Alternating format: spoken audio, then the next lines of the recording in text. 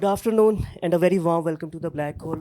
آپ لوگوں کا اس لیے بھی شکریہ کہ اتنی تپتی ہوئی دوپہر میں آپ لوگ آئے ہیں، کیونکہ عام طور پہ ہمارے سیشن جو ہے وہ شام کو ہوتی ہیں.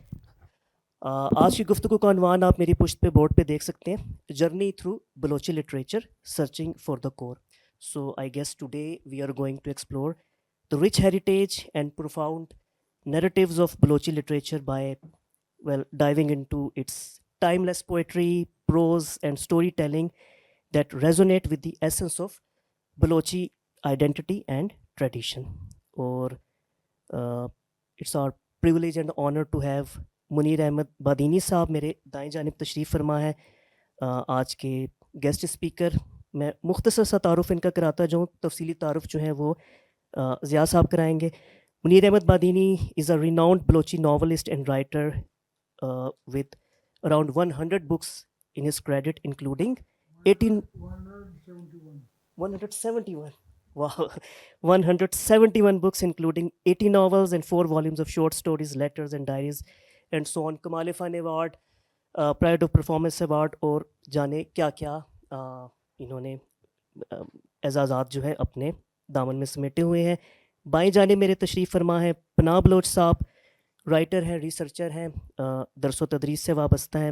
اور میں یہ ضرور بتانا چاہوں گا کہ آپ نے لفظ گنج نامی ایک کثیر اللسانی ایک ملٹی لنگول ڈکشنری ترتیب دی ہے، جس میں بلوچی، سندھی، براہوی اور اردو لغت کے الفاظ جو ہیں آپ نے اس میں شامل کیے ہیں. ایک بہت بڑا کام ہے. ان کے ساتھ تشریف فرما ہے doctor Zia Baloch.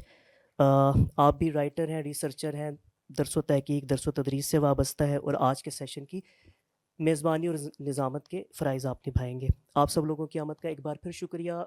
Please do us a favour and turn your cell phones to silent mode so that there is no distraction. آپ لوگ ضرور اس گفتگو میں شریک ہوئیے گا جب ہاؤس کو سوال جواب اور باہمی گفتگو کے لیے کھولا جائے. Please just raise your hand first, تاکہ آپ کو جو مائکرو فون دے دیا جائے، پھر آپ کی آواز جو ہے وہ پورے ہال میں بھی سنائی دے گی اور آن لائن آڈینس تک بھی جائے گی. بس یہی تھی 2-3 باتیں. پلیز ویلکم منیر احمد بادینی صاحب، پناہ بلوچ صاحب and Zia Baloch. Thank you. Near بہت بہت شکریہ. تیرے دانا ہی کی گلکاری بیاباں سے چمن تک، مد سہل ہمیں جانو پھرتا ہے فلک برسوں، تب خاک کے پردے سے انسان نکلتے ہیں. ہر زمانے میں ایسے مردان کار اور نابغہ روزگار شخصیات پیدا ہوتی ہیں جو مختلف شعبہ زندگی میں کارۂ نمایاں سر انجام دیتے ہیں. معذرت. وہ نہ صرف اپنے زمانے میں بلکہ بعد کے زمانے میں بھی ایک زمانہ ان کا باج گزار رہتا ہے. وہ اپنی تخلیقی صلاحیتوں سے، اپنی تحقیقی صلاحیتوں سے اور اپنے لفظوں کی صورت گری سے دنیا کی عمارت کی نقش تراشتے ہیں، اور دنیا کی اس خوبصورت عمارت کو اور مزید خوبصورت بنانے میں اپنا اہم کردار ادا کرتے ہیں. جن کی حکمت اور دانش سے لوگ مستفید ہوتے ہیں، ان کے کارنامے ہمیشہ بنی نوع انسان کے لیے مشعل راہ ہوتے ہیں. وہ ایک نسل نو کو زندگی کی حقیقتوں، تلخیوں اور سچائیوں سے روشناس کراتے ہیں. اقبال نے کہا تھا کہ ہزاروں سال نرگس اپنی بے نوری پہ روتی ہے، بڑی مشکل سے ہوتا ہے چمن میں دیدور پیدا. ایسے دیدور شخصیات کی جب ہم بات کریں تو جہاں بلوچستان کو رب کائنات نے کئی نعمتوں سے نوازا ہے، وہاں پر بلوچستان میں بہت اذہان بھی ہیں. ایسی شخصیات ہیں کہ جن کے کارنامے پوری دنیا میں گنے جاتے ہیں، ان کے کارناموں کو سراہا جاتا ہے. ان تمام شخصیات میں اگر ہم دیکھیں تو ہمارے پاس ایک شخصیت منیر بادینی کی بھی ہے. آپ 15 نومبر 1953 کو نوشکی میں پیدا ہوئے، اور 1993 میں پہلی دفعہ آپ نے جو پہلا ناول لکھا وہ ریکانی تلا ال کے. جب ہم چاغی کی بات کرتے ہیں یا نوشکی کی بات کرتے ہیں تو حاضرین مجلس، یہ بڑی خوشی کی بات ہے کہ بلوچی ادب کی بنیاد گزاروں کو اگر آپ دیکھیں تو ان کا جو واسطہ ہے، جڑت ہے اور جو بندھن ہے، وہ اسی سرزمین سے ہے. میر عاقل خان مینگل ہو، گل خان نصیر ہو، منیر احمد بادینی ہو، ایک بڑی فہرست ہے. ہم جب پال سر اس نے کہا تھا اس کی آپ بیٹی ہے کال پاپر کی ان اینڈڈ کویسٹ، اس میں وہ لکھتے ہیں لکھنا اصل میں اپنے آپ کو اس دنیا سے منسلک کرنا ہے جو کہ حقیقی دنیا ہے. اس نے 3 دنیاؤں کا ذکر کیا ہے. آپ کا بھی تعلق سر اس دنیا سے ہے کہ جہاں پر خیال لفظ کی صورت میں قلم کی نوک سے نکل کر صفحہ کرتاس پر بکھرتے ہیں. بنیادی طور پر جب ہم اپنا رشتہ لفظ کے ساتھ جوڑتے ہیں، کمال ہے سر کہ ہم ایک ایسے وقت میں پیدا ہوئے ہیں کہ جب ہم نے آنکھ کھولی تو لفظ اپنی جوبن میں موجود تھی. ہم نے حرفوں کو سمبل سے حرف اور حرفوں کو لفظ بنتے ہوئے نہیں دیکھا، کیونکہ ہمارے دور میں رسم الخط ایجاد ہو چکی تھی اور لفظ اپنے آب و تاب سے صفحہ کرتاس پر تیر رہے تھے جیسے سمندر میں مچھلیاں تیر رہی ہوں. ہم نے ان لفظوں سے بہت کچھ سیکھا. ہم نے کوئی محنت نہیں کی، ہمارے پاس لفظ پہلے سے تیار تھے. وہ خیال جو شعور کی صورت میں وہاں سے نکل کے صفحہ کرتاس پر آیا، یقینی طور پر اس کو یہاں سے لے کر اس تک آنے میں انسان نے ہزاروں سال کا سفر کیا ہے. ہزاروں سال پہلے تک یہ خیال دماغ میں رہا، اس کو لفظی صورت انسان نہیں دے سکا. بہت بڑا وقت لگا، تب جا کر لفظ اس صورت میں ہمارے سامنے آیا. یہ تو سر بڑی خوشی کی بات ہے آج کہ اس وقت میں سمجھتا ہوں، جو ایک طالب علم ہوں زبان و ادب کا، میرے استاد یہاں پر بیٹھے بزدار صاحب، ان کی کتاب سے بہت ساری چیزیں میں دیکھی سر.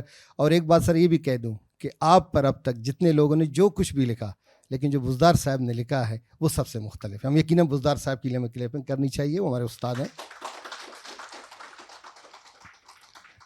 سر مجنون گورکھپوری نے کہا تھا کہ جب تک وجود میں ممکن نہ ہو اور واقع میں تخیل نہ ہو اور حال میں مستقبل کا عنصر شامل نہ ہو، ادب وجود میں نہیں آ سکتا.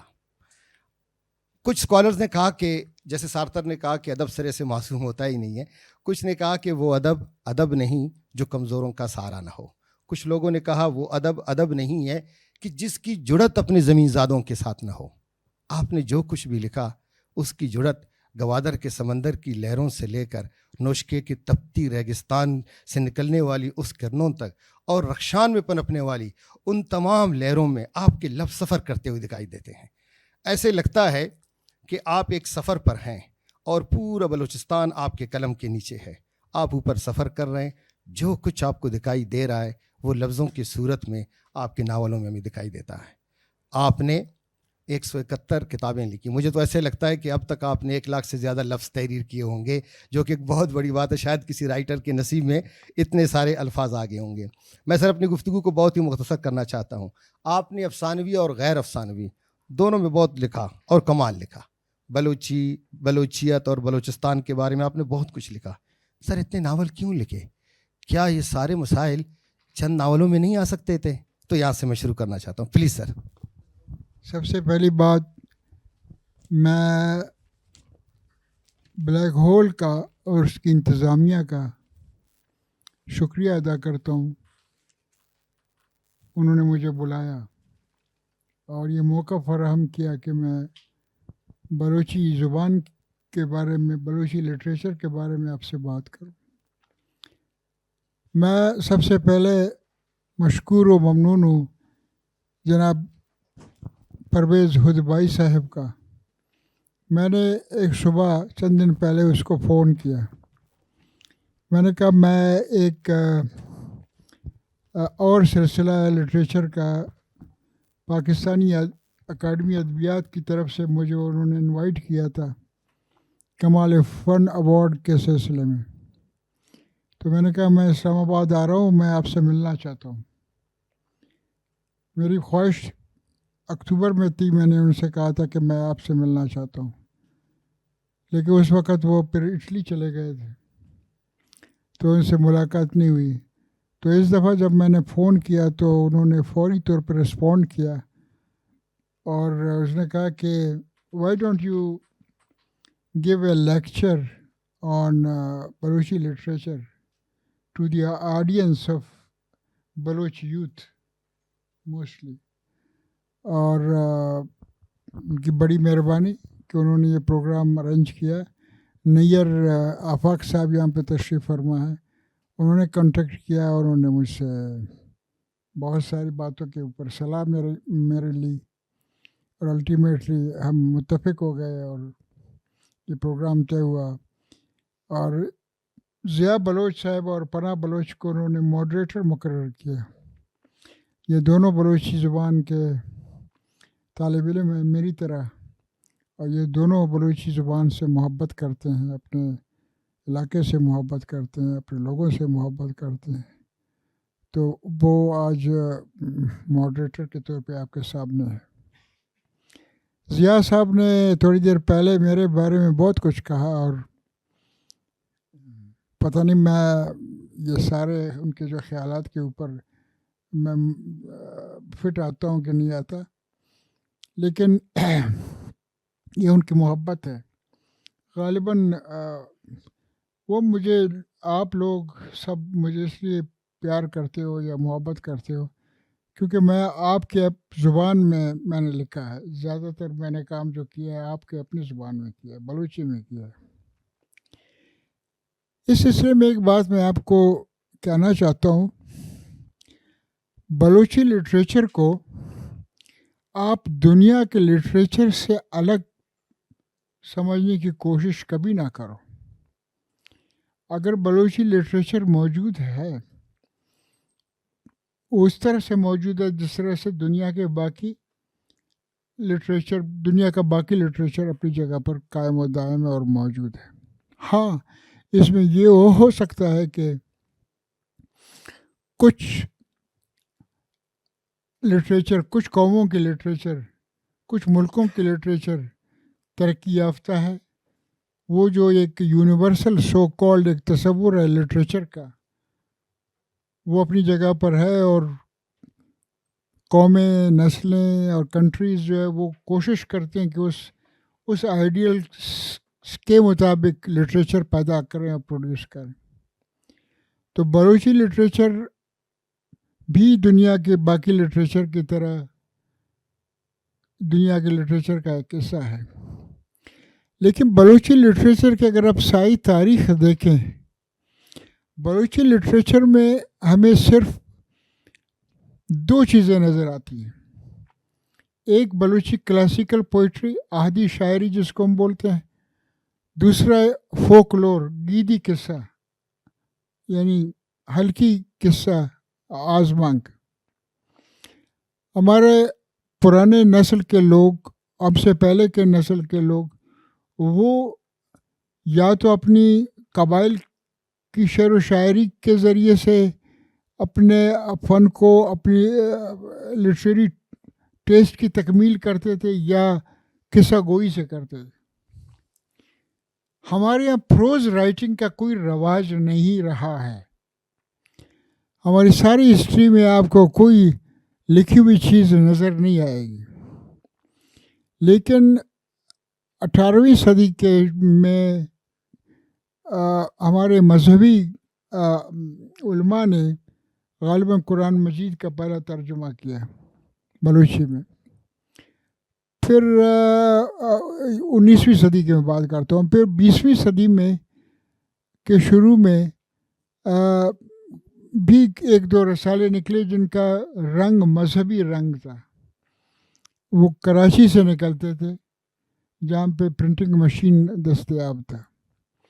کوئٹہ میں مجھے نہیں خیال کہ کہیں کوئٹہ میں یا کسی اور بلوچستان کے کسی کونے سے کوئی پروز کی چیز چھپی ہو اور شائع ہوئی ہو۔ ورلڈ وار 2 45 کا زمانہ جو دنیا میں ہوا، اس نے دنیا میں ایک تہلکہ مچا دیا، ایک تبدیلی کا پیدا کیا قوموں کے اندر۔ ہندوستان واحد ملک ہے سب کانٹیننٹ جو ورلڈ وار 2 کے بعد آزاد ہوا، دو حصوں میں تقسیم ہو گیا، ہندوستان اور پاکستان بن گئے۔ اور یہ وہ زمانہ ہے جب ہندوستان کی تقسیم کے بعد اور انگریزوں کے نکلنے کے بعد افریقہ اور ایشیا کے ممالک میں قومی تحریکوں کی ایک لہر شروع ہوئی، اور اس میں شاعری اور نثر اور لٹریچر کو ری ڈیفائن کیا گیا، نئے سرے سے اس کی تعمیر ہوئی۔ گویا یوں سمجھ لیں کہ جنگ عظیم کے زمانے کے بعد کی دنیا ایک نئی دنیا سامنے آ گئی تھی۔ حالانکہ اس سے پہلے دنیا میں پہلی جنگ عظیم کا زمانہ بھی گزر چکا تھا، اور اس سے پہلے 1848 میں انڈسٹریل ریولوشن بھی آ چکا تھا، جب ٹرین کا سلسلہ شروع ہوا تھا یورپ میں، اور اس سے پہلے فرینچ ریولوشن کا زمانہ آ گیا تھا 1779 کے اندر، 1779 میں، if I correctly remember the date. اور اس سے پہلے پھر امریکن ریولوشن تھا. اب یہ سارے بڑے بڑے ریولوشن تھے، انہوں نے دنیا کو ایک لحاظ سے چینج کیا. لیکن جب چینج کی بات آتی ہے تو آپ یوں سمجھ لیں کہ یہ چینج جو ہے وہ کانشسنس کی، شعور کی تبدیلی کا نام چینج ہے. بلڈنگ بعد کی بات ہے کہ بلڈنگ نہیں ہو، روڈ بنتے ہیں، بجلی بنتی ہے، الیکٹرانکس، یہ بھی ساتھ ساتھ، لیکن جو انسانی شعور ہے اس کی ڈیولپمنٹ ہوتی ہے، نئے خیالات آتے ہیں، پرانے خیالات نکل جاتے ہیں. تو بلوچی لٹریچر میں 1945 کے بعد 50 کے دہائی میں کچھ نوجوان مکران سے، کچھ مستنگ سے، کچھ کوئٹہ کلات سے کراچی میں پڑھنے جایا کرتے تھے وہاں پہ کالجز میں. وہاں پہ ان کا تعلق ہندوستان کے پروگریسو رائٹرز موومنٹ کے ساتھ ہوتا ہے، ایک ربط بنتا ہے ان کا. اور اس دور میں افسانے نکلتے ہیں، لکھے جاتے ہیں. ہمارے جو نوجوان وہاں اس زمانے میں کراچی یونیورسٹی میں پڑھتے ہوں گے، انہوں نے اس دور میں افسانہ لکھنا شروع کیا. پہلا پروز کا جو کام ہوا نا، پوئٹری سے ہٹ کر پروز کا کام، ابھی بھی پوئٹری ڈومینیٹ کرتا رہا تھا اور ابھی بھی کر رہا ہے. اس وقت میں جب میں آپ سے بات کرتا ہوں، بلوچی شاعری کا طوطی بولتا ہے کہ طوطی بولتی ہے، جو بھی ہے آپ سب شاعر بننا چاہتے ہو پکا پکا، اور کوئی نہ کوئی شعر آپ رات کو لکھ کے پھر سو جاتے ہو. لیکن یہ ہے کہ یہ ٹرینڈ چینج ہو گیا. 50s کا زمانہ گزر گیا، ورلڈ وار 2 کا زمانہ گزر گیا. 60s میں ٹرائبل پبلسٹی کی جانب سے ایک رسالہ نکلتا تھا، اولس بلوچی. اولس بلوچی کا وہ دور ہے جب میں اسکول سے فارغ ہو کے میٹرک کر کے کالج ہائی اسکول تک پہنچا ہوا تھا یا کالج میں جا رہا تھا. اس وقت پہلی مرتبہ میں کراچی سے ایک میگزین نکلتا تھا، بلوچی کراچی، عبدالواحد آزاد اس کی کوئی شونکار تھے، اس کے ایڈیٹر تھے، اور دوسرا یہ اولس بلوچی. ان کو دیکھ کے میں پڑھتا تھا، ان کی کہانیاں اور اس کے قصے. اس کی شعر اس میں ہوتے تھے، لیکن اس میں کہانیوں کا ایک سلسلہ بھی ہوتا تھا. تو یہ وہ زمانہ ہے جب پہلی مرتبہ ردانگ، جس کو ہم بلوچی میں کہتے ہیں نثر، اس نے جلا پائی یا اس کی نشو نما ہوئی. اور لیکن ابھی بھی کوئی ہمارے پاس شارٹ سٹوری رائٹنگ کا، ناول کا کوئی بیک گراؤنڈ موجود نہیں تھا، کوئی مثال موجود نہیں تھا کہ جس کو ہم بنیاد بنائیں. ہاں، ہمارے پاس وہ موجود تھا، کلاسیکل شاعری، جو کہ جس کو ہماری جو شاعری ہے ساری وہ بیلارز کہلاتے ہیں. بیلارز رزمیہ شاعری جس کو کہتے ہیں. ایک بزمیہ ہے، ایک رزمیہ ہے. بزم جو دوستوں کی محفل کی شاعری ہے، اور رزم جو ہے جنگوں کی شاعری ہے. ہماری ساری ہسٹری جو ہے، خود ہمارے اپنے قبیلے بادینی کی ہسٹری جو ہے، میرے والد صاحب گایا کرتے تھے، بولتے تھے، ہمارے داداؤں کی کہانیاں قصے شاعری میں بولتے تھے. ہر قبیلے کا ایک شاعر ہوتا تھا جس کو ڈوم کہتے تھے، اور ڈوم کے زمانہ تھا. تو وہ دور بھی آہستہ آہستہ سے گریجولی گزرتا گیا. نثر کو، بلوچی نثر کو اگر کوئی شے ملی یا کوئی فورس جس نے اس کو آگے بڑھایا، وہ 90s کے اینڈ کا زمانہ اور یا بگننگ کا زمانہ، 80s اور 90s کو یوں سمجھ لیں. 80s اور 90s کا زمانہ نثر کا زمانہ ہے کہ پہلی مرتبہ. اور یہ وہ زمانہ ہے جب میں پنجاب یونیورسٹی میں اسٹوڈنٹ تھا فلسفے کا، اور اس زمانے میں میں نے ترجمہ کیا اسٹالن کی کتاب کا لینگویج کے اوپر. اسٹالن نے کتاب لکھی تھی آن لینگویج، چھوٹی سی کتاب تھی، اس کا بلوچی ترجمہ میں نے کیا.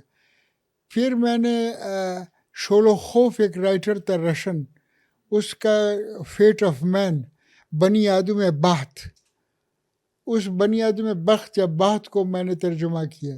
وہ بعد میں بلوچی اکیڈمی نے چھاپا، لیکن جو اسٹالن نے اور لینگویج لکھا تھا وہ غائب ہو گیا، اب مجھے آج تک نہیں ملا. اس کے بعد میں نے یہ سوچا، اچھا پھر میں بھی پڑھتا رہا.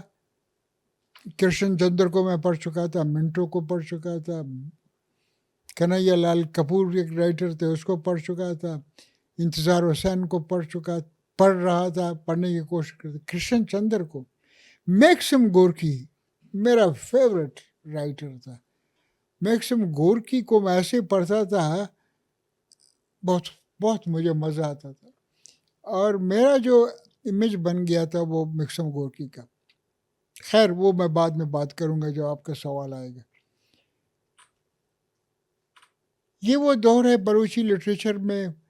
امان اللہ گچکی صاحب تھے، سورت خان مری تھے، عطا شاد صاحب تھے، وہ شاعری کرتے تھے، لیکن ساتھ ساتھ عرس بلوچی میں مضامین چھپتے تھے. بلوچی کراچی میں ردانگ پہ باتیں ہوتی تھی. انفارچونیٹلی ہمارا کوئی اسٹینڈرڈائز زبان نہیں بن سکا ابھی تک، ہمارے پاس الفابیٹس نہیں ہیں. ہم عربک نستعلیق میں لکھتے ہیں اور عربک انداز میں لکھتے ہیں، تو وہ اپنی جگہ پر ایک انفارچونیٹ بات ہے. آگے آنے والی نسلوں میں سے آپ میں سے ہو سکتا ہے کہ آپ کامیاب ہوں اور ایک اسٹینڈرڈائز زبان آپ کو ملے تاکہ آپ کی تحریر میں کوئی پرابلم نہ ہو. سندھی ہے، بنگالی تھا، پشتو کو بھی سب کو یہ اویلیبل ہے. پنجابی کو نہیں ہے الفابیٹ بلوچی کی طرح. تو سب سے اگر پیچھے اس وقت زبانوں میں جو پاکستان میں سب سے پیچھے والی زبان جو ہے وہ پنجابی ہے. پنجابی میں شاید اب کام ہو رہا ہو، لیکن پنجابی نثر میں اور شاعری دونوں میں پیچھے ہے. بلے شاہ واحد پنجابی شاعر ہے کہ اس کے علاوہ اور ان کے بڑے بڑے شاعروں میں سے مجھے تو بابا بلے شاہ کی شاعری کا ذکر میں کروں گا، ان کی شاعری، لیکن وہ نثر میں پیچھے ہے. بلوچی زبان میں نے یہ سوچا کہ کیوں نہ میں شارٹ سٹوری لکھوں اور بلوچی زبان کو آگے بڑھاؤں.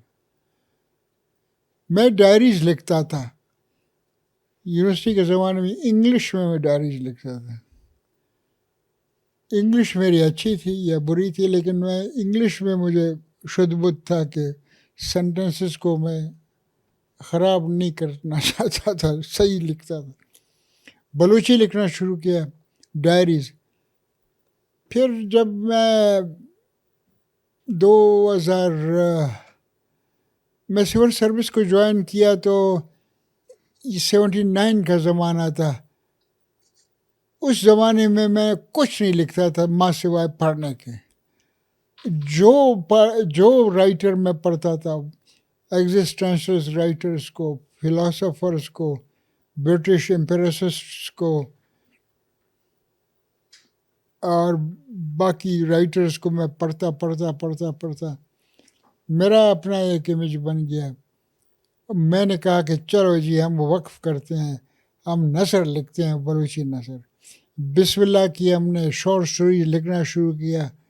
کچھ اب چھپ گئے، کچھ نہیں چھپے، کچھ کو میں نے جلا دیا، کچھ رہ گئے، چلتا رہا سلسلہ. 2004 اور 5 کی بات ہے. میں نے کہا یار بہت کچھ ہو گیا، اب وقت اجازت نہیں دیتا، بہتر یہ ہے کہ ابھی آپ سیریس کام کرو. ڈائریز تو آپ لکھتے ہو، میں اپنے آپ سے سوال کرتا تھا، تو بہتر یہ نہیں ہے کہ آپ ناول لکھو. میں نے ناول کا تھیم سوچتا رہا. مجھے آئیڈیا تو تھا، مارکیز میرے بیک پہ تھا، البرٹ کامو کے شارٹ سٹوریز میرے ذہن کے اوپر تھے. میں نے سوچا شال گل بازار کو لکھا 3 والیوم میں. شالے گلے بازار کے بعد پھر جو ایک سلسلہ نہ ختم ہونے والا سلسلہ ہوا، ایک سٹیج ایسا آ گیا کہ مجھے اپنے نہ کرداروں کا نام یاد تھا نہ ناولوں کا یاد ہے. ابھی بھی مجھے بہت ناول میں بھول چکا ہوں کہ میں نے کیا لکھا، لیکن مجھے لت پڑ گئی، اس کی عادت سی ہو گئی، مجھے اچھا لگا. اسٹینڈرڈ زبان ہے یا نہیں ہے، میں نے اپنے انداز میں خود حمزے کے نیچے زیر لگا دیا، حمزہ کے اوپر زر لگا دیا، پیش لگا دیا، شد لگا دیا، مد لگا دیا.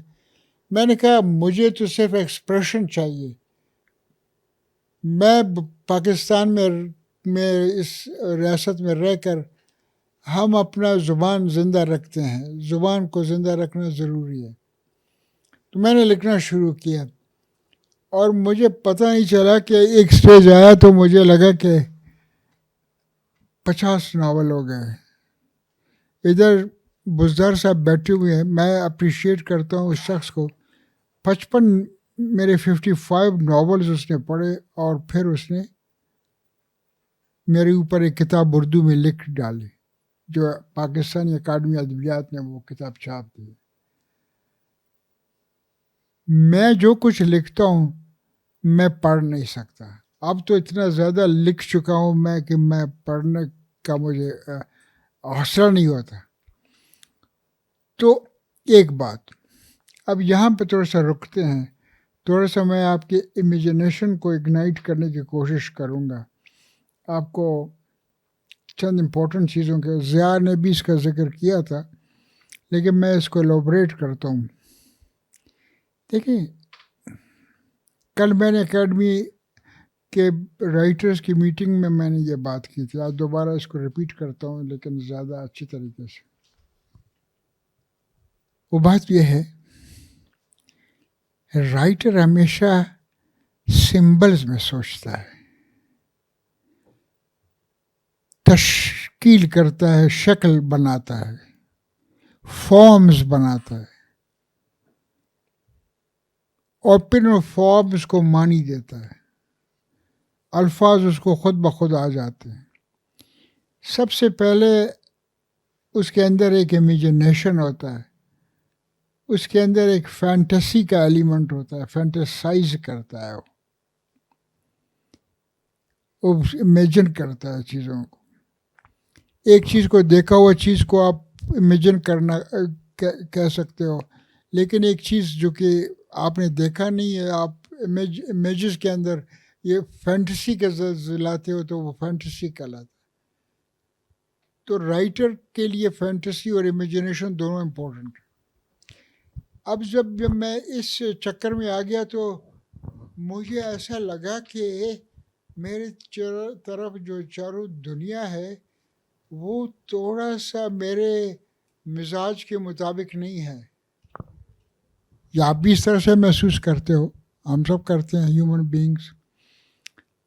تو رائٹر کیا کرتا ہے، وہ ایک شکل بناتا ہے، فارم بناتا ہے، ایک عکس بناتا ہے. بلوچی میں اس کو عکس کہتے ہیں، پرشین میں بھی عکس کہتے ہیں. ایک تصویر بناتا ہے، پرفیکٹ محبت کی تصویر، پرفیکٹ امن و امان کی تصویر، پرفیکٹ خوشحالی کی تصویر، پرفیکٹ دس پرفیکٹ دیٹ کی تصویر بناتا ہے. حالانکہ نہ اس دنیا میں پرفیکٹ لو ہے، نہ پرفیکٹ امن ہے، نہ پرفیکٹ خوشحالی ہے. لیکن شاعر کے دماغ میں اور خاص کر نثر والے کے دماغ میں ایک شکل ایسے بن جاتا ہے کہ وہ ایک نئی دنیا بناتا ہے، تخلیق کرتا ہے. میں خدا کا شکر ادا کرتا ہوں کہ میرا جو امیجنیشن ہے، میرا جو فینٹیسی کا ایلیمنٹ ہے، غلط ہے یا صحیح ہے. سوال یہ ہے کہ فینٹیسی نہ غلط ہو سکتا نہ صحیح ہو سکتا. فینٹیسی ہوتا ہے، ارسپیکٹو آف فیکٹ کہ آپ بے شک بعد میں اس کو جو کچھ کہیں. تو اس کے بعد مجھے خیال آیا کہ میں ان اپنے فینٹیسیز کو، اپنے تھاٹس کو مجھے لکھنا چاہیے. ایک واقعہ کو میں نے دیکھا, ایک واقعہ کو میں نے سنا. میں ایڈمنسٹریشن میں تھا, لیویز کا فورس کا کمانڈر بھی تھا, جرگہ بھی بلاتا تھا, سرداروں سے بھی ملتا تھا, چوروں سے ڈاکوؤں کو گرفتار کرتا تھا, لاٹھی چارج بھی کرتا تھا. طالب علم جیسے آپ لوگ, آپ تو خیر شرارتی نہیں ہو, جو کالج بند کرتے تھے اور نکلتے تھے پھر توڑ پھوڑ کرتے تھے. مجھے ایک چیز کا بڑا خوف ہوتا تھا ایڈمنسٹریشن میں.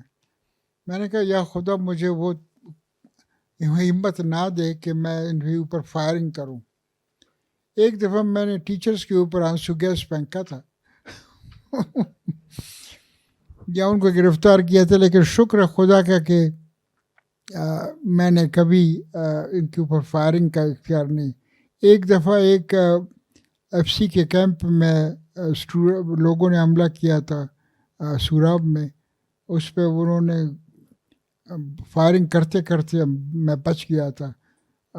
شکر ہے خدا کا کہ میں نے اس کو روکا تھا کمانڈر کو, میں نے کہا فائر نہ کریں اس کے اوپر. تو تھینک گاڈ ایسا مسئلہ کوئی نہیں ہوا. اریسٹ میں نے کیا تھا, اور اسٹوڈنٹس کو اریسٹ کرنا بڑا آسان ہوتا ہے. اس کا طریقہ یہ کہ ہاسٹل جاؤ اور اس کو باہر سے لاک کرو, پھر ایک ایک کر کے دروازہ کٹکھٹاؤ اور ان کو اٹھا کے ٹرک میں ڈال.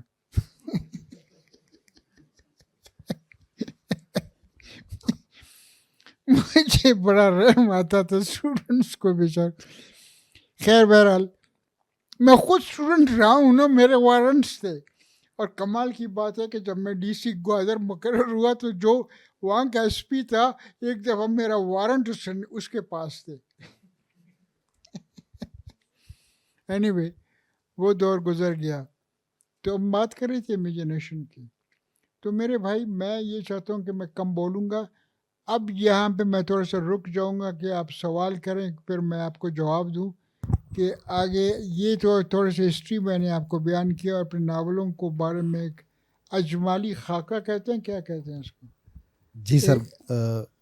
ایک ابھی آگے ابھی دیکھتے ہیں کہ جی سر, ضیاء صاحب اور پناہ صاحب مجھ سے کیا سوال کریں. جی سر, اصل میں سر ہم چاہ رہے ہیں کہ جو آپ کے پاس نالج اور جتنی آپ کے خدمات ہیں, جو بھی آپ نے کام کیے ہیں, ہم اور جتنے یہاں پر نوجوان بیٹھے ہیں, آپ نے کیا شرارتی نہیں ہے. اب سر دور جدید ہے, گلوبلائزیشن کا دور ہے, اور ان کی شرارتی بھی گلوبلائزڈ ہو گئی ہیں. وہ زمانے کی شرارتی نہیں ہے, ڈفرینٹ ہیں. سر بزدار صاحب نے سر اپنے کتاب میں حوالہ دیا ہے ڈی کوئنی کا, کہ وہ زندگی کی جو معاونیت ہے سر, اس کو سمجھنے کے لیے اس نے آرٹ کا سہارا لیا, مذہب کو اپنا موضوع بنایا. اسی طرح سارتر نے بھی جو اس کے فلسفانہ افکار تھے جتنے بھی تھے, اس نے بھی اس طرف آیا. اور آپ کے بارے میں بھی یہی خیال ہے کہ پیش آپ کا فلسفہ تھا, فلسفے کے آپ ٹیچر رہے, اور سفر وہاں سے پھر آپ ادب کی طرف آئے, اور آپ کے جو فلسفیانہ افکار ہیں ان تمام کو آپ نے اپنی تخلیقی صلاحیتوں کے ذریعے اجاگر کیا اور ہم تک پہنچے. یہ فلسفہ کا سر پیشہ, اور پھر ایڈمنسٹریٹر اچھے رہے, چیف سیکرٹری تک آپ نے سفر کیا, ادھر سے انتظامی امور, ادھر سے فلسفہ, اور یہاں سے ادب. یہ فلسفے اور ادب کا جو جوڑ ہے, میں اس کو سمجھنا چاہتا ہوں سر. ضیاء صاحب بات یہ ہے کہ میرے نزدیک اگر آپ نے فلسفہ اور سائیکالوجی نہیں پڑھا, آپ لٹریچر کے بارے میں پھر بات نہیں کر سکتے. دیکھیے فلسفہ دو چیزوں کا ہوتا ہے. ایک تو پیور فلسفی ہے کہ آپ سسٹمز کو پڑھتے ہو, لاک کو پڑھتے ہو, ہیوم کو پڑھتے ہو, برگساں کو پڑھتے ہو, روسو کو پڑھتے ہو, غزالی کو پڑھتے ہو, ایورس کو پڑھتے ہو, ابن رشد کو پڑھتے ہو. وہ ایک پیور فلسفی ہے جس میں آپ پی ایچ ڈی بھی کر سکتے ہو, ماسٹرز بھی کر سکتے ہو, ایم فل بھی کر سکتے ہو. ایک اپروچ, فلسفیکل اپروچ, جس کو لوگ کہتے ہیں فلسفائز کرتے ہو. فلسفائز کرنے سے مراد یہ ہے کہ آپ چیزوں کو کہ برائٹ اور بلیک دونوں اسپیکٹس کو دیکھتے ہو, پھر اس پہ بات کرتے ہو. تو یہ فلسفی پڑھنے کے بعد میرے ذہن کے اندر گڈ اینڈ بیڈ کو, ڈارکنیس اینڈ برائٹنس کو, ڈے اینڈ نائٹ کو دیکھنے کا ایک شعور, ایک خیال پیدا میرے اندر ہوا. اور میں نے کبھی چیزوں کو ایٹ فیس ویلو کبھی ایکسیپٹ نہیں کیا. क्वेश्चन करता रहा.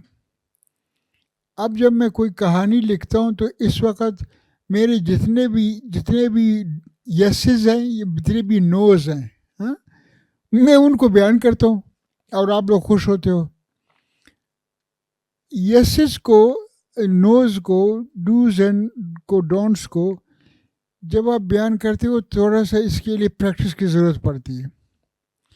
मतलब ये है कि आपका लैंग्वेज पे कमांड होना चाहिए, एक बात. दूसरा, आपको खुदा हिम्मत दे कि आप थोड़ा सा बैठे ना कुर्सी पे आराम से, कोई 1-2 घंटे 15-20 पेजेस लिखे ना, उसके बाद फिर आपको पता चलेगा कि किस तरह से लिखना होगा.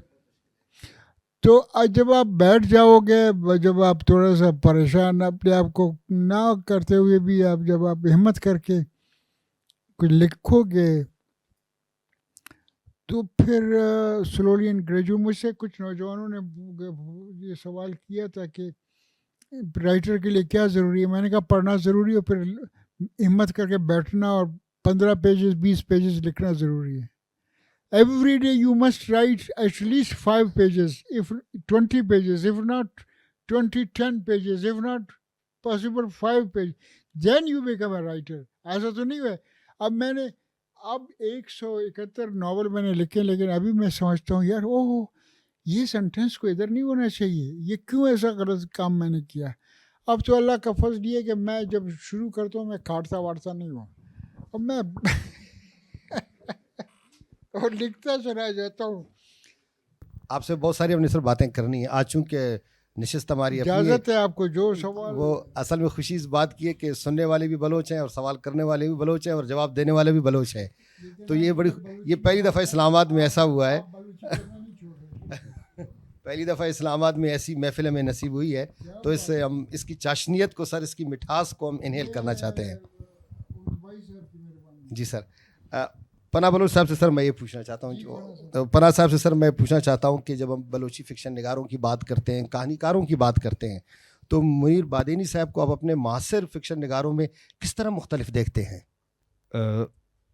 Thank you. मुनीर बादेनी दूसरों से मुख्तलिफ क्यों है?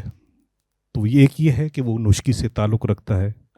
दूसरा ये है कि वो गुल खान, आज़ाद जमालदीनी, आकल खान मेंगल, अब्दुल्ला जान जमालदीनी के शहर से ताल्लुक़ रखता है और उनके नज़दीक ही जो है ना बंदों में शामिल है. आगे चलकर वो 11,000 साल कदीम तहज़ीब का मालिक है.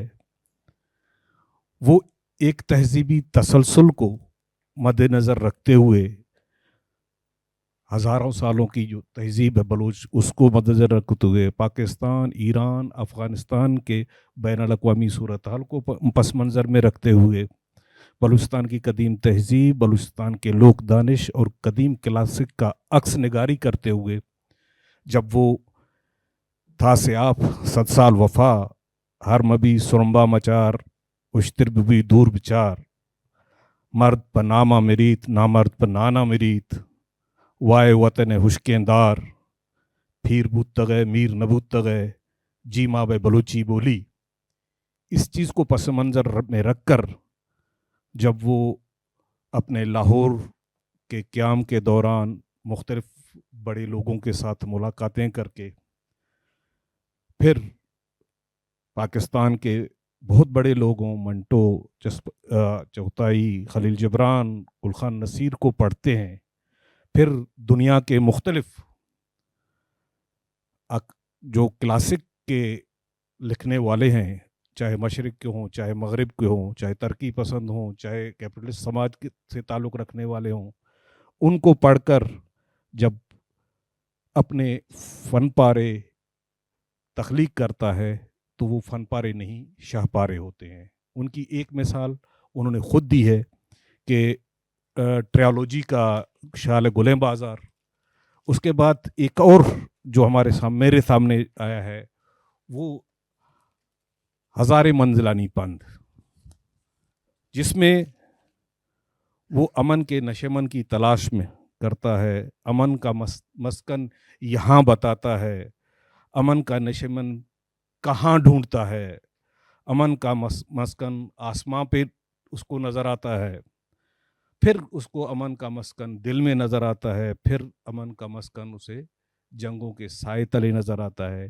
اس لیے منیر بادینی دوسروں سے مختلف ہے.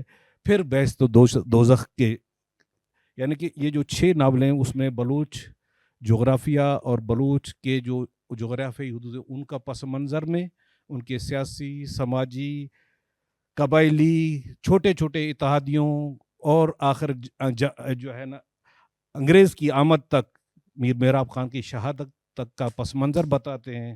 پھر بیس دوزخ میں ریاست کلات کی پاکستان میں شمولیت اور اس کے بعد کے ایک دوسرے پہ بد اعتمادیاں اور ناعہدی جو عہدوں پہ عمل نہ کرنے کی صورتحال کو یہ تو اس کے ایک ہے. اوورال سیاسی پس منظر میں جو ناول لکھے گئے ہیں میں ان کی بات یہ کروں گا کہ ان میں منیر بادینی بلوچستان کے چرواہے، بلوچستان کے ماہی گیر، بلوچستان کے طالب علم، بلوچستان کے بزگر اور بلوچستان کے ہر طبقۂ فکر، خواتین، بچے، سب کے ایشوز کو جس طرح سے کور کرتا ہے، اس لیے منیر بادینی بلوچی زبان کے دیگر اپنے ہم اثروں سے منفرد ہے.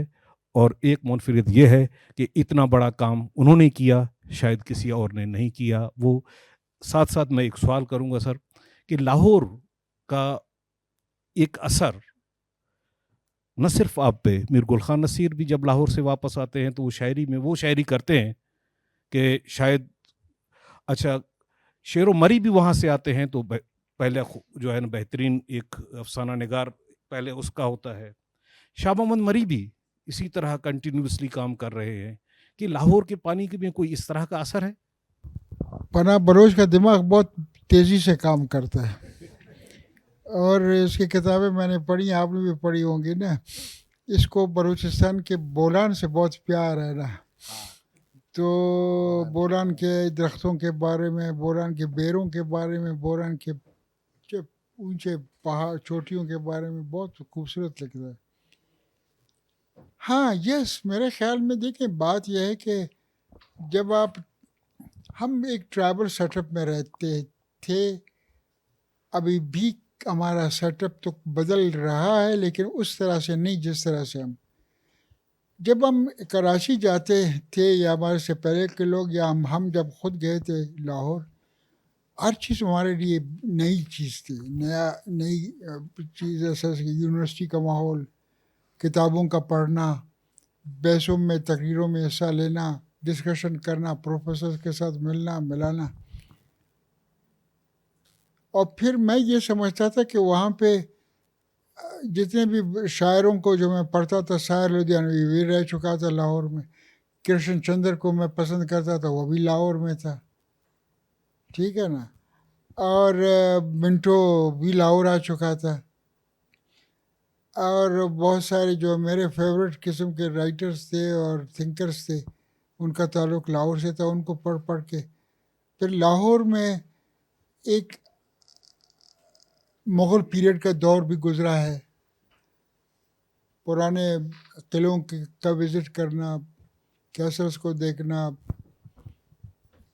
اور لائبریریوں میں جانا اور دوستوں کے ساتھ. قاضی جاوید مرحوم فوت ہو گئے ہیں ابھی، ان کی کتابیں بھی ہیں. پنجاب سے جو لوگ تعلق رکھتے ہیں وہ قاضی جاوید کو جانتے ہوں گے.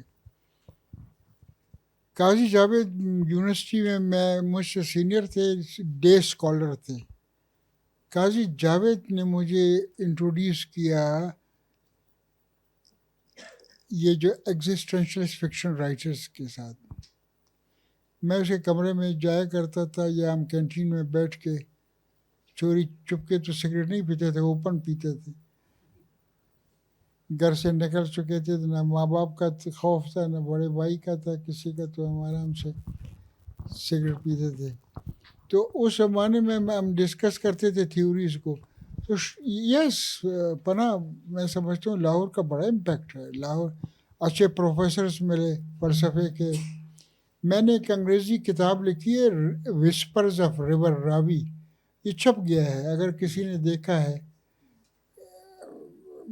میں کاش کہ اور وہ جس دوست کے اوپر میں نے لکھا تھا ریسنٹلی وہ بھی فوت ہو گیا ہے، سلیم اس کا کیریکٹر تھا. اس کے کہنے پہ اس نے چھاپی ہے کتاب وسپرز آف ریور راوی، انگریزی کا ہے، 200 پیجز کا ہے. میرے پاس پیسے ہوں تو میں اس کو دوبارہ چھاپ دوں. اور بہت خوبصورت ناول ہے. اس پہ اوپر میں نے اپنے ذکر کیا ہے، لاہور کے جو لینڈ مارکس تھے ان کا ذکر کیا ہے، بادشاہی مسجد کا ذکر کیا ہے، اور راوی کا ذکر کیا ہے، اور انارکلی کا ذکر کیا ہے، لارنس گارڈن جو جنا گارڈن ہے اس کا ذکر کیا ہے. لاہور میں بہت کچھ دیکھا ہے اور لاہور سے پیار ہو گیا تھا ہمیں بہت زیادہ. یس، لاہور کا امپیکٹ ہے. جی صاحب. جی بہت شکریہ سر. وہ پنجابی کہندے نے جو لاہور نہیں دیکھا وہ جمیا ہی نہیں. میں نے کہا سر چلیں، جس محبت کا اظہار آپ نے کیا ہے اس محبت کے تانے بانے ہم سے بھی ملتے ہیں. ہمارے بھی کچھ جڑتیں اسی شہر کے ساتھ ہیں، کچھ بندنیں اسی شہر کے ساتھ بندھی ہوئی ہیں. بہرکیف سر علم و ادب کی گفتگو ہو رہی ہے، اس کو تھوڑا سا کہیں اور لے جاتے ہیں. اکثر سر ناقدین یہ کہتے ہیں کہ بادنی صاحب نے اتنے ناول لکھے ہیں کہ ان کے کریکٹر کہیں پر جا کر آپس میں ایسے ڈگمگ سے جاتے ہیں، ایسے مکس ہو جاتے ہیں کردار. ان کے کچھ کرداروں پر کچھ سوالات ہیں.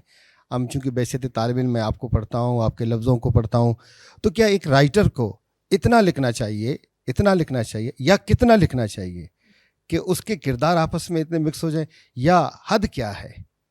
اس کے حق میں پتہ ہے بعض لوگ کہتے ہیں کہ جو بڑے رائٹرز ہوتے ہیں نا، اب میں اپنے آپ کو بڑا نہیں کہتا، وہ کہتا ہے وہ ایک بعض چیزوں کو وہ بھی ریپیٹ کرتے ہیں. میں یہ دانستہ نہیں ہے، میں ریپیٹ نہیں کرتا. میں اپنے تہیں سمجھتا ہوں کہ میں ریپیٹ نہیں کرتا، لیکن جب ریپیٹ شاید کیا ہو میں نے، لیکن میں ڈٹو کاپی من ون کسی چیز کو ریپیٹ نہیں کرتا. ابھی میں آپ کو ایک مثال دوں. کوئی مہینہ پہلے میں نے ایک کہانی لکھی ہے، اس کا نام تھا لیبیز چوکی مہمان. لیبیز چوکی مہمان 25 پیج کی ایک چھوٹی سی شارٹ سٹوری ہے. میں نے جب لکھا تو ایک دن میں واک کر رہا تھا تو اچانک مجھے خیال آیا، میں نے کہا یار اس کو اگر اس طرح سے میں نے لکھا ہے، اگر میں اس طرح سے لکھوں تو کیسا رہے گا. میں بیٹھ کے ایگزیکٹلی میں نے وہ کردار وہی تھے، لیکن اس کا جغرافیہ تھوڑا سا چینج کیا، تھوڑا سا ایونٹس کو آگے پیچھے کر کے ادھر وہ میں نے لکھا. ریپیٹیشن میں نہیں کرنا چاہتا، کوئی بھی رائٹر نہیں کرنا چاہتا ریپیٹ. ہاں بعض واقعات ایسے منقش ہو جاتے ہیں، پرنٹ ان کا اتنا ہے کہ you have to write it again and again. ایک خیال، ایک تھاٹ. مثلا میں بعض اوقات کہتا ہوں کہ یہ تئی قسمت و بات و تقدیر و تالند. مجھ سے کراچی والے ایک شخص نے کہا کہتا سر آپ یہ کیوں استعمال کرتے ہو ہر جگہ، تئی تقدیر و تئی بخت و تئی تقدیر و تالے و تقدیر. نکل جاتا ہے لفظ روانگی میں لکھنا. یس، لوگوں سے نہ پوچھیں. جی سر ابھی ستاروں آج نہیں کوشش کریں گے کہ سر وہ گفتگو زیادہ کریں. سر میں بلوچی ادب کے بارے میں پوچھنا چاہتا ہوں، چونکہ آپ کی گفتگو ماشاءاللہ سر بہت اچھی ہے. ناصر عباس نیر نے سر اپنی کتاب میں لکھا ہے کہ 1857 نے نہ صرف اس خطے کی تاریخ کو بلکہ تاریخی شعور کو بھی بدل دیا. 2005 اور 2006 کے بعد نہ صرف بلوچی ادب کے موضوعات چینج ہو گئے بلکہ ہماری تاریخی شعور بھی تبدیل ہو گئی. آپ عصر حاضر میں سر بلوچی ادب کو کہاں دیکھتے ہیں؟ بلوچی کا فیوچر بڑا. آپ نئے پناہ صاحب ہے، آپ بہت نوجوان رائٹرز ہیں، لکھ رہے ہیں. روشن تابناک ہے مستقبل اس کا. جو کام اب تک ہوا ہے بلوچی لٹریچر میں، نہ پنجابی میں ہوا، نہ سندھی میں ہوا ہے، نہ اردو میں ہوا ہے. اردو پاکستان کی سب سے بڑی زبان ہے نا، دفتری زبان بھی ہے، لنگوا فرانکا بھی ہے، جو بھی ہے. آپ مجھے بتائیں اردو میں کتنے ناول چھپے ہیں ابھی پچھلے سال یا گزشتہ 10 سال میں؟ عابد میر صاحب سے بیٹھے ہیں، اور سب سے زیادہ ناول بلوچی میں چھپے ہیں. What else you want? اس سے بڑھ کر اور کیا کریڈٹ ہو سکتا ہے؟ اس کے باوجود کہ نامساعد حالات میں آپ نے لکھا ہے، کام کیا ہے. تو yes we have a very good future. Depend کرتا ہے کہ خدا تعالیٰ سگ بدن کی تو بنند نہ نوشتہ بھی کرنا کمو کہ دلا مزن کرنا دل بڑا کرو لکھو نا.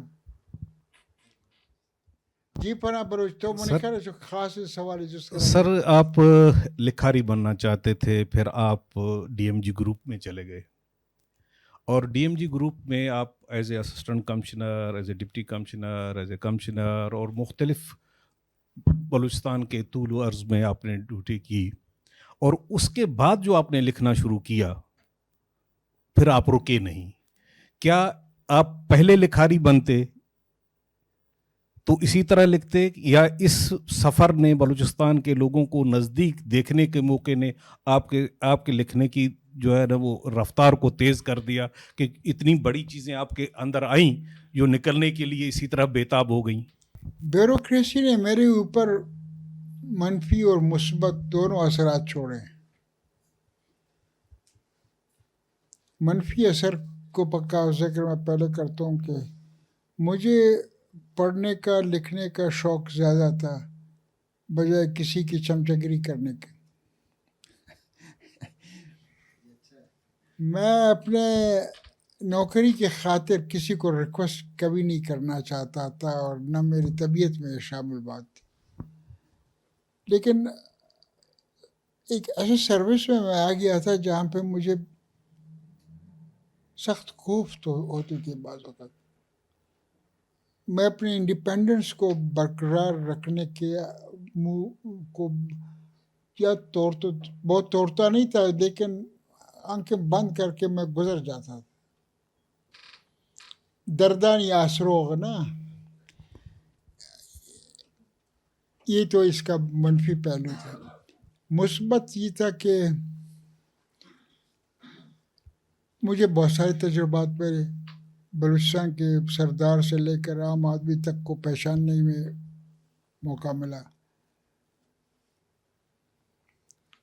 انڈیپینڈنٹ پوسٹنگ بھی ملی, رسک بھی لیا, لوگوں کو دیکھا, مفلسی کو دیکھا, لوگوں کی بدحالی کو دیکھا. جو سب سے زیادہ مجھے خوشی ہے کہ ایجوکیشن سیکٹری میں 11 سال رہا اور وہاں پہ میں نے ایجوکیشن میں بہت اچھا کام کیا ہے, جو میں سمجھتا ہوں کہ اچھا کام کیا ہے میں نے. اب باقی جو بلوچستان کے پولیٹیکل حالات نے بہت متاثر کیا ہے. بہت سارے ایشوز تھے, بہت سارے پرابلمس تھے, لیکن میرا اپروچ جو ہے ہمیشہ پازیٹیو رہا ہے. میرا یہ خیال ہے کہ وائلنس کے ذریعے سے آپ کبھی چیزوں کو بدل نہیں سکتے.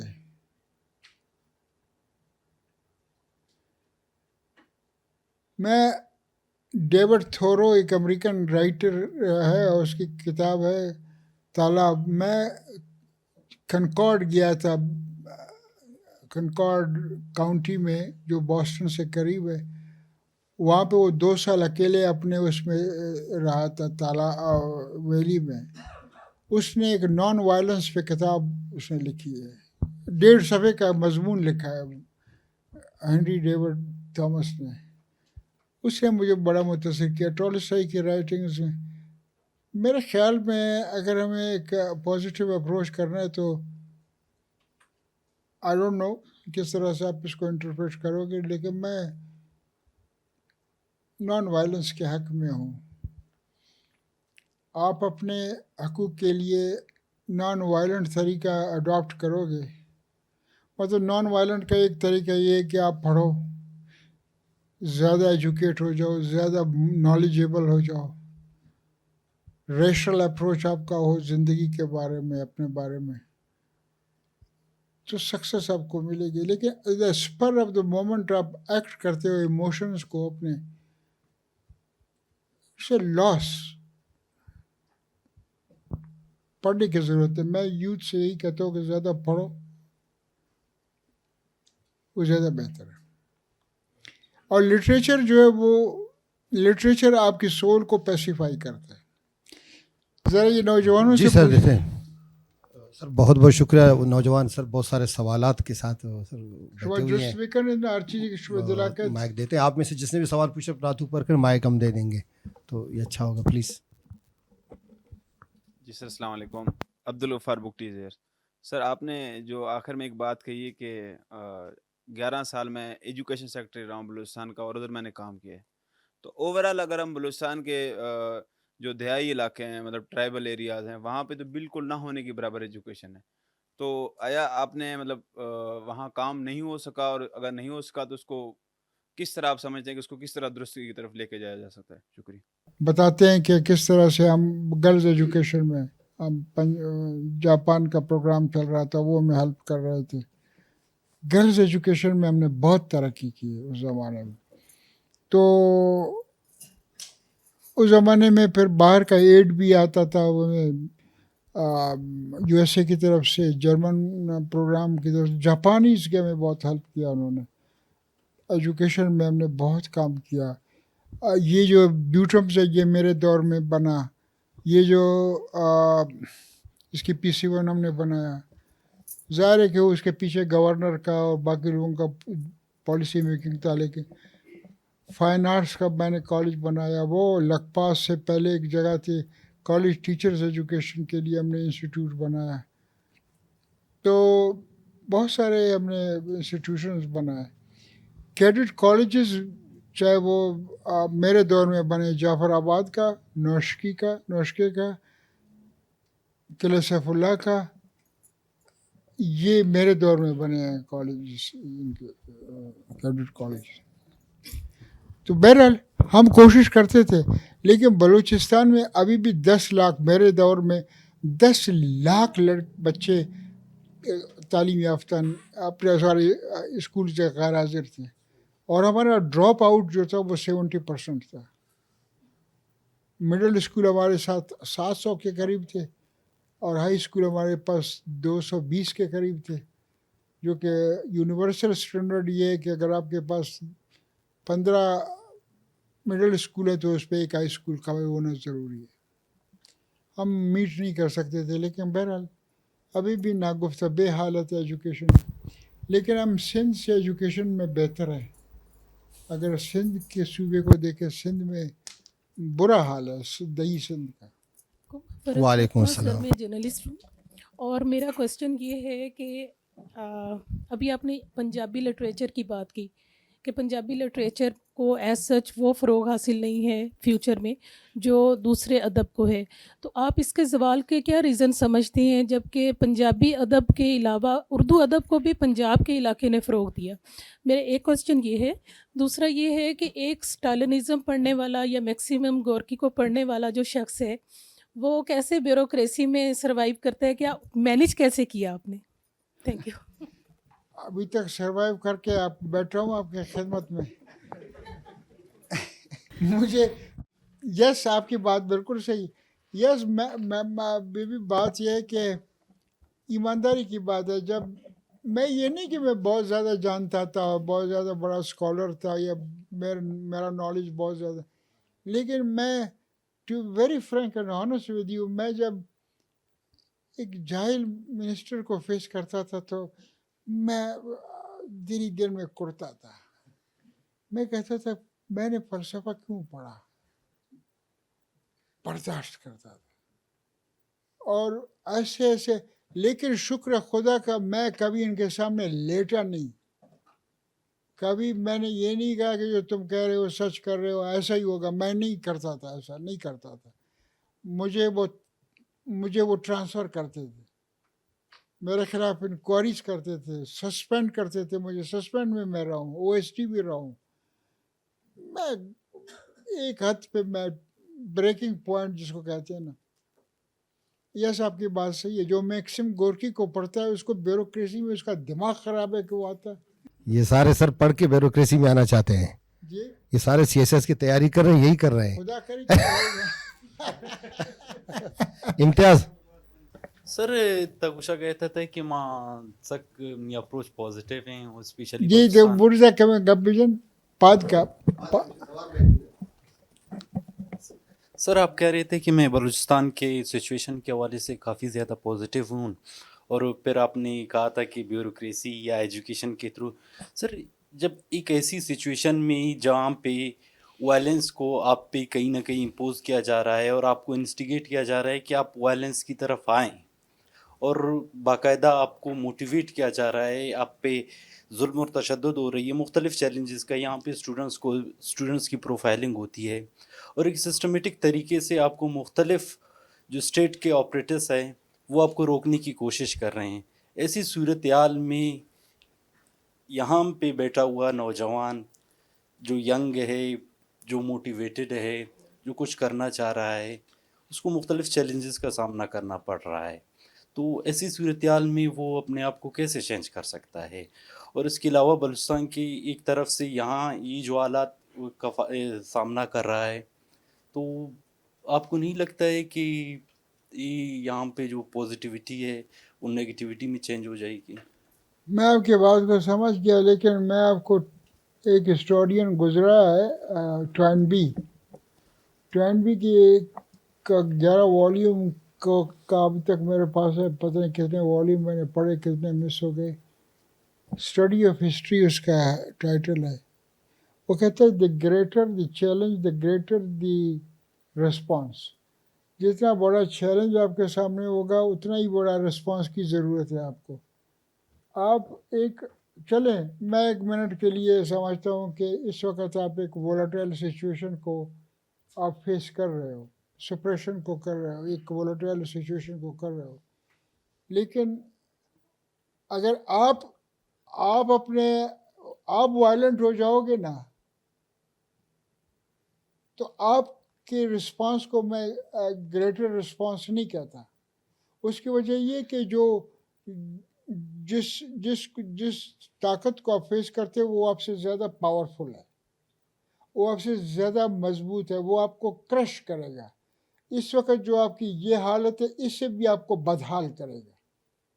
تو بجائے کہ آپ اپنے اس حالت سے بدحال ہونے کے، بہتر نہیں ہے کہ آپ کے اندر کی جو انر سیلف ہے اس کو اسٹرنگتھن کریں. پہلے اپنے آپ کو اس اسٹیج تک لائیں کہ آپ وہ جو آنسلاٹ ہے، باہر سے جو حملہ ہے، جو پریشر ہے، اس کو فیس کرنے کے لیے بھی تھوڑا سا آپ تیار ہو. آپ ایک کچے ذہن کے ساتھ ایموشنز کے اوپر آ کر آپ ریئیکٹ کرتے ہو، تو کون سا سین پرسن ہے جو آپ کے اس ایکشن کو ایکسیپٹ کرے گا اور آپ کو اپریشیٹ کرے گا کہ جی آپ نے بہت بڑا تھوپ مارا ہے.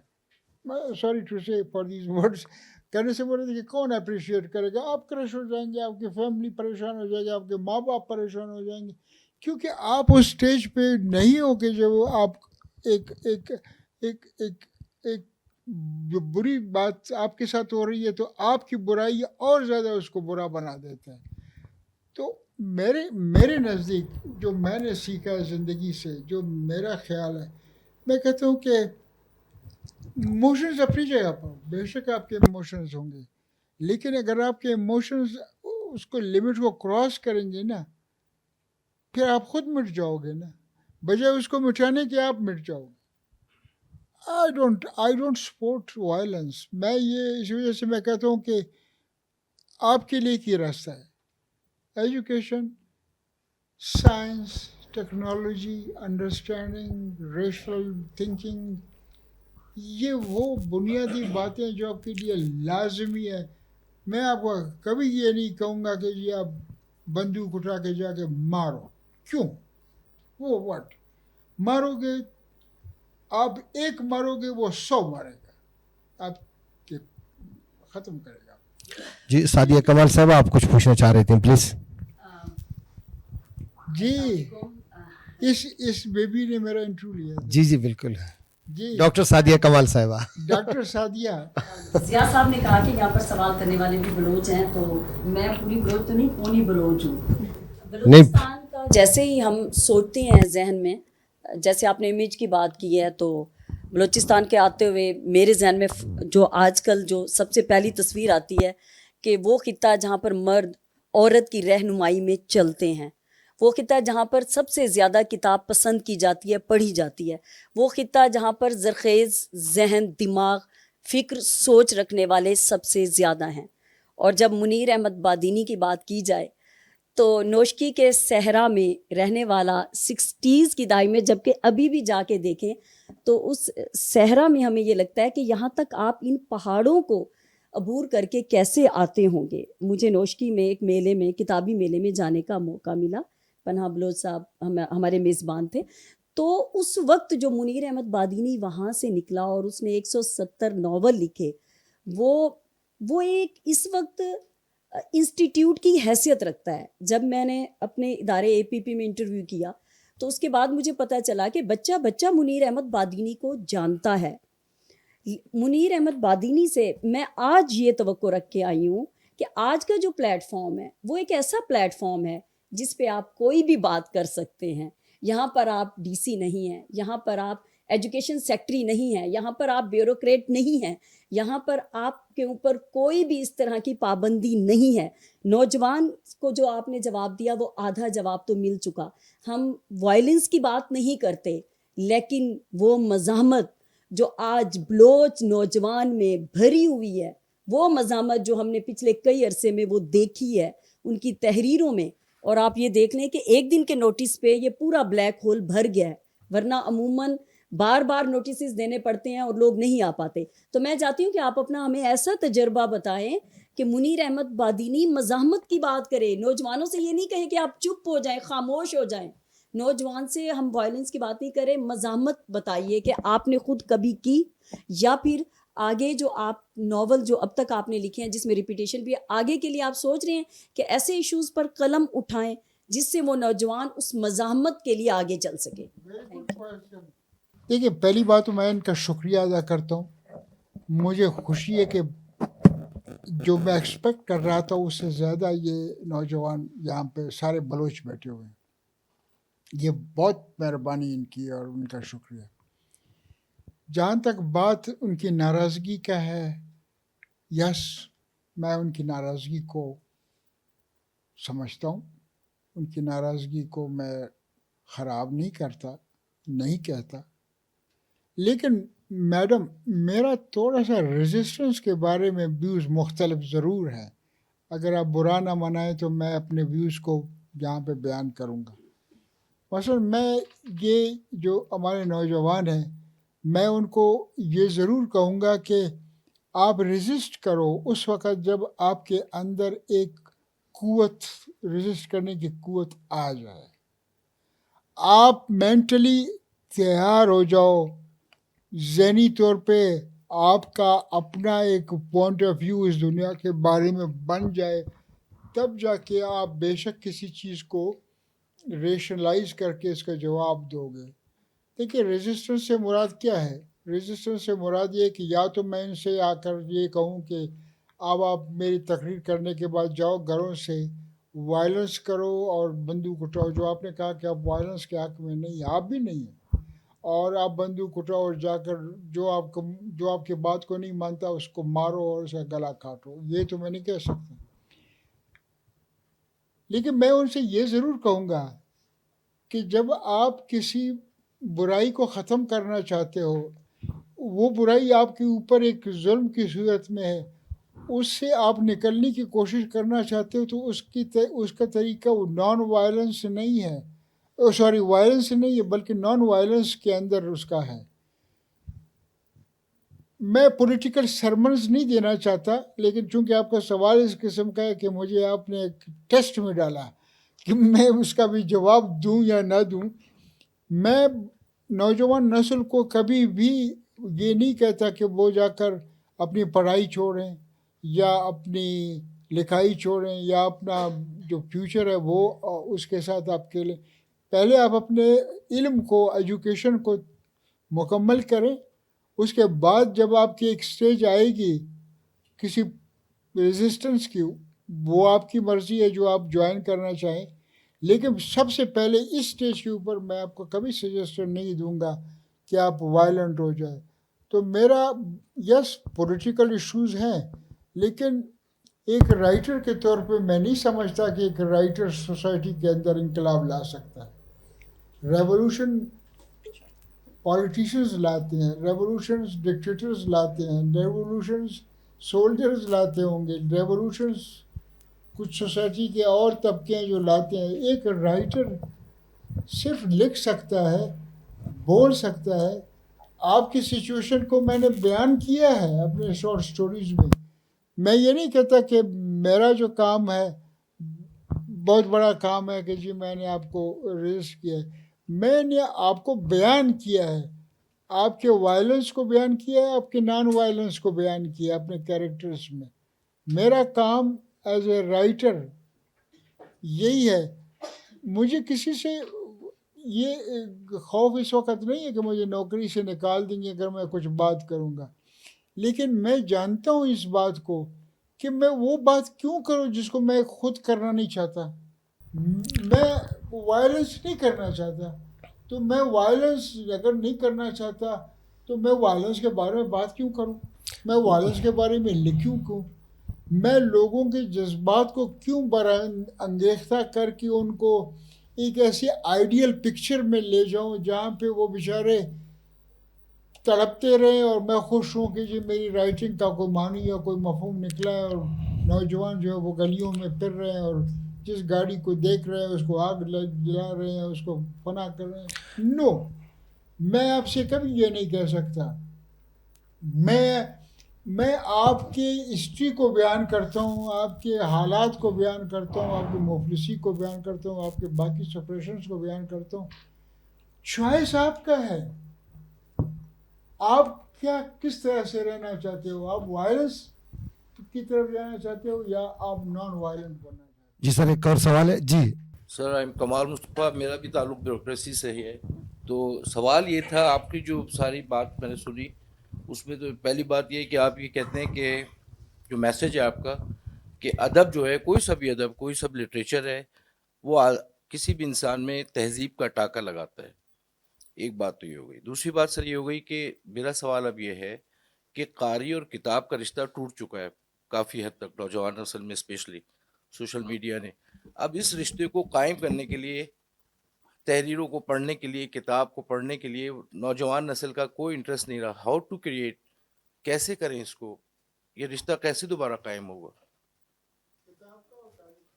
قاری اور کتاب کا رشتہ عرصہ ہوا ٹوٹ گیا، لوگوں میں اب کتاب کا رجحان نہیں رہا. وہ نیٹ آن کرتے ہیں، لیکن وہ جو ایک رشتہ ہوتا تھا کتاب پڑھنے کا اور کتاب کا ایک لمس اور اس کی ایک جو بنتا تھا سچویشن، وہ چیز ختم ہو چکی ہے. تو وہ قاری اور کتاب کا رشتہ ختم ہو گیا جو بڑا المیہ ہے.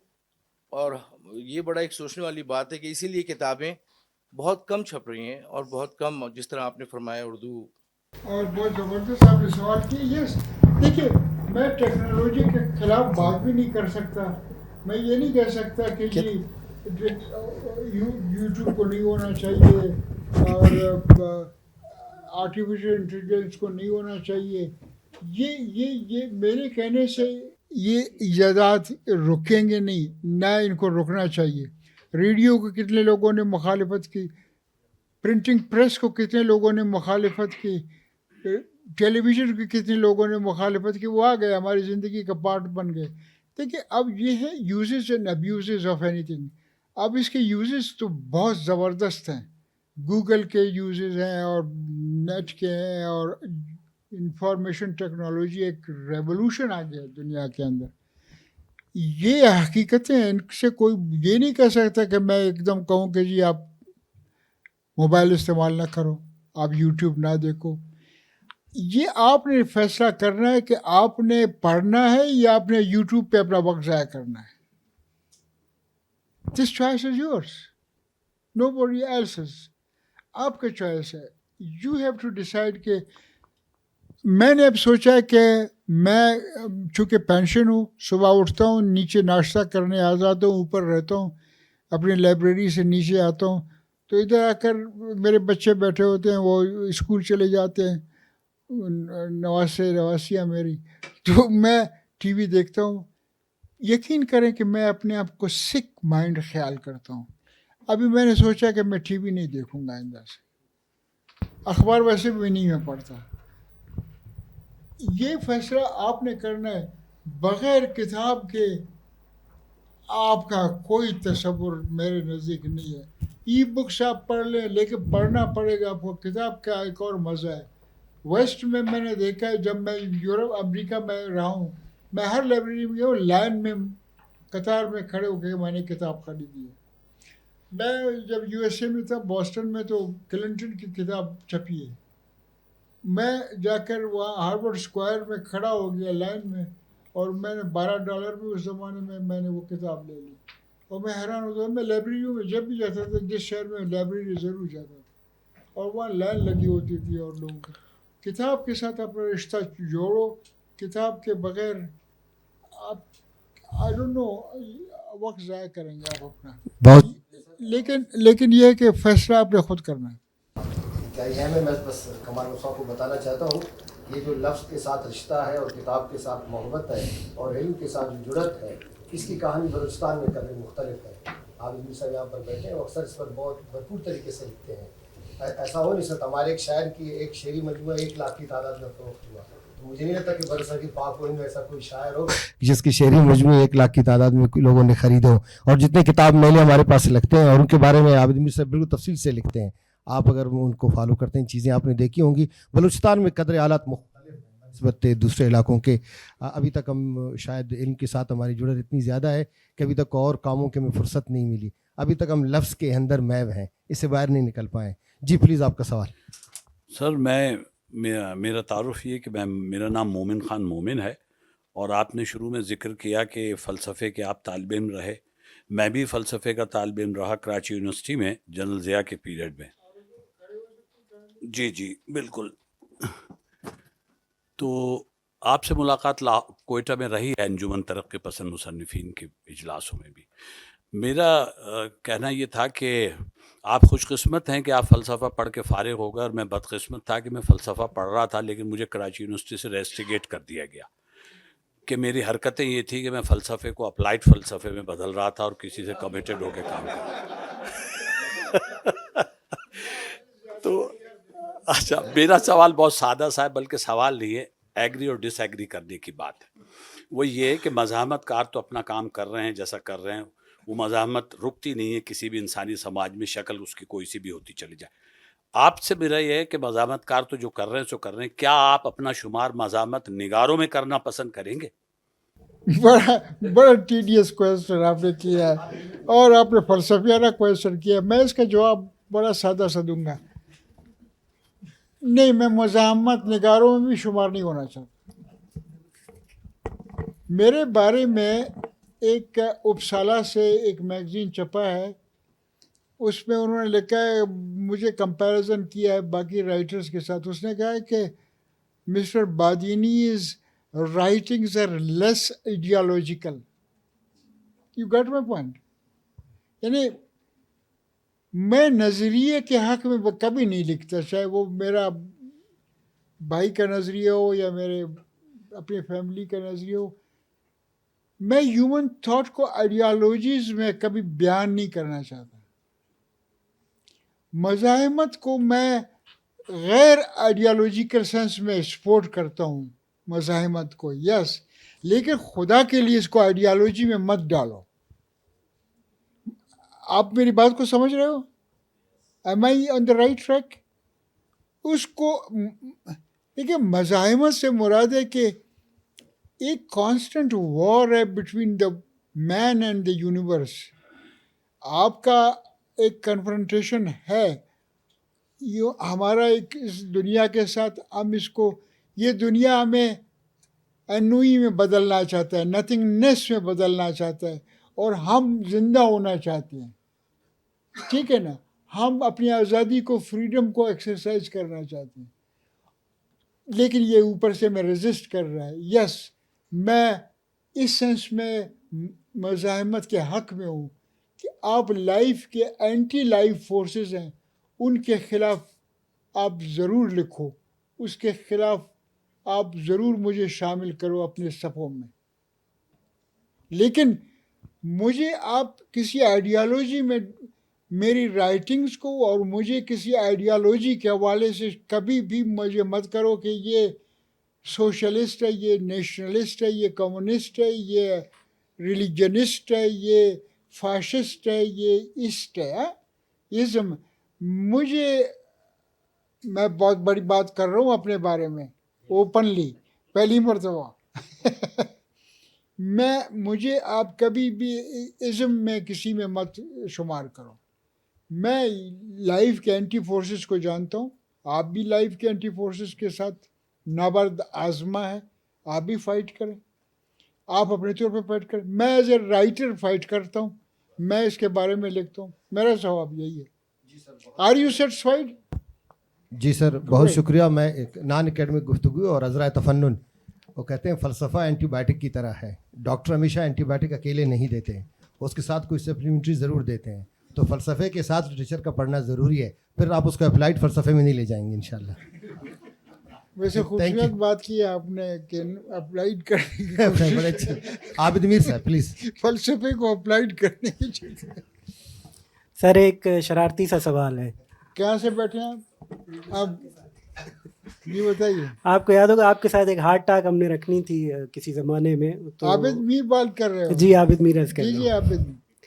एक शरारती सा सवाल है, उसके बाद एक संजीदा सवाल भी। शरारती सवाल है कि आपने एक ज़िक्र किया कि एक किताब मैंने छापी थी किसी ज़माने में, वो अगर पैसे हों तो मैं इसको दोबारा छापना चाहूँगा।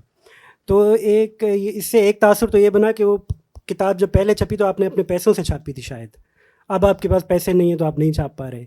जबकि आप एक ज़माने में सेक्रेटरी एजुकेशन थे तो आपकी किताबें एक पब्लिशर ने बहुत ज़्यादा छापी, और वो पब्लिशर है जो बलूचिस्तान में टेक्स्ट बुक बोर्ड की 90% किताबें छापता है, और आप उस ज़माने में सेक्रेटरी एजुकेशन थे।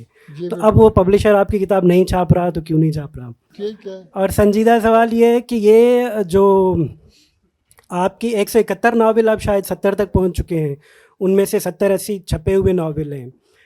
एक सवाल ये था मेरा कि आपकी जो रीडरशिप है बलूचिस्तान के अंदर, वो बढ़ क्यों नहीं पाई उस हद तक जिस हद तक के लिखा जा चुका है, और इस पर उतनी तनकीद क्यों सामने नहीं आई? उसकी तफहीम ही समझ लें, तनकीद भी ज़रूरी नहीं है, लेकिन उस पर इतना कुछ क्यों नहीं लिखा गया जितना कि टेक्स्ट मौजूद है उसके ऊपर। एक नावल निगार बलूचिस्तान में अब भी छपता है, यंग नावलिस्ट कह लें उसको, तो उसकी 3000 नावल जो है वो एक हफ़्ते में सोल्ड आउट हो जाता है। दूसरी तरफ 70 नावल हैं, उनके हमें रीडरशिप जो है वो बलूचिस्तान में नज़र नहीं आती है कहीं पर जो उसको डिस्कस करती हो। तो फिर इम्पैक्ट कहाँ पर है और उसका नकाद क्यों नहीं है? आबिद, आपने मुझे दो तरफ से तलवार पे अटैक किया मुझ पे। एक आपका पहला अटैक ये था कि जी college publications text book board की किताबें छापता था और आपके नावल छपते थे। मैं आपको साफ कहता हूँ कि वो पैसे मैं अपनी जेब से देता था, आप उसके बानी से जाकर कहें, मैं किसी लालच के ज़रिए से वो मुफ्त किताबें नहीं छापता था जो आप कह रहे हो। और आज तक मैंने किसी को कोई रिक्वेस्ट नहीं किया कि वो मेरी किताबें मुफ्त छाप। ये आपके ये एक तंज आपने मुझ पे किया। दूसरा तंज आपने चलते हुए ये किया कि 170 वाला 171 नावल लिखने वाले को बलूचिस्तान में कोई नहीं जानता, कोई नहीं पढ़ता। तो ये मेरा प्रॉब्लम है कि आपका प्रॉब्लम है? मुझे कोई नहीं पढ़ता तो मैं खुश हूँ, तो आप क्यों परेशान हैं? आपको खुश होना चाहिए कि मुझे कोई नहीं पढ़ता, तो आपको दर्द किस बात का है? नहीं, मैं समझ गया आपकी बात को, खामोश रहे। आपकी बात को मैं समझ गया। आप ये इम्प्रेशन देना चाहते थे पहले सवाल में कि ये सेक्रेटरी एजुकेशन था और ये करप्शन के ज़रिए से अपने नावल छापता था, और एजुकेशन के ज़रिए से वो आपकी गलतफहमी मैंने दूर की और आप जाकर इसका पूरा सबूत लें। दूसरा ये मैं आपसे कहना चाहता हूँ कि आप ये कहना चाहते हो कि आपको कोई नहीं जानता, तो ये मेरा प्रॉब्लम है, मुझे परेशान हुए। आपका क्या दर्द है इसके अंदर? जी सर, ऐसे आप तमाम की शिरकत का मैं इंतहाई मशकूर हूँ। आप लोग इतनी दूर से तशरीफ़ लाए, इस गर्मी में तशरीफ़ लाए, और यकीनन हमारी आज की नशस्त जो कि अब इख्तिताम होने वाली है, आपका सवाल चाय पर कर देंगे, क्योंकि इसके बाद एक और फंक्शन भी है, टाइम वक्त हमारे पास कम है। तो सर, आपकी मोहब्बतों का, शफ़क़तों का, इनायतों का बहुत बहुत शुक्रिया। आप तशरीफ़ लाए, और यकीनन जिन्होंने हमारी मेज़बानी की ब्लैक होल का, उनका भी बहुत बहुत शुक्रिया। हमारी आज की नशस्त यहीं पर इख्तिताम होती है। सर, आपका बहुत बहुत शुक्रिया। तो आप एक दफ़ा भरपूर तालियां बजाएं, पता चले कि प्रोग्राम बड़ा अच्छा हुआ है। बहुत शुक्रिया।